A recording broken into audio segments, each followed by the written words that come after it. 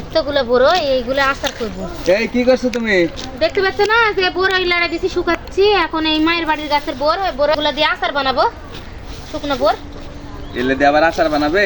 হ্যাঁ হ্যাঁ, তুমি যাত্রী বড় নিয়ে এসো, এই বড়ের আচার বানাতে কমপক্ষে 20 কেজি চিনি লাগবে। আমি 20 কেজি চিনি এনে দিতে পারবো না, তোমাকে আচারও বানাই দেবো। এতটুক বড় এই 8 মণ চিনি লাগবে, 20 কেজি মরে যাবো আমি।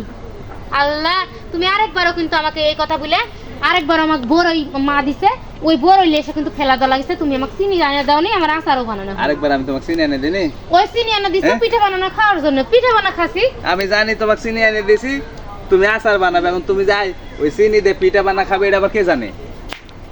এটা আচার বানাবো। গাছে গাছে দেখো মুকুল ধরেছে, আমের মুকুল। সামনে কিন্তু আমের দিন আসছে, আম দিয়েও আচার বানাবো, তখনও চিনি কিনে দিতে হবে। আমের মুকুল আসতে পারেনি আর তুমি আম দিয়ে আচার বানাবে? আমি যদি তোমাকে আম দেখাতে পারি? কই আম দেখাও তো দেখি। এক দেখো, দেখো আম, এই তো দেখো, ও দেখছো? তাই তোরে, আমি তো খেয়ালই করিনি গাছে তো আম ধরেছে।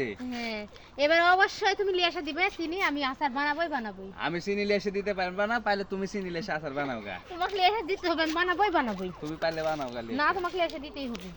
কথা কথা শুনছি না।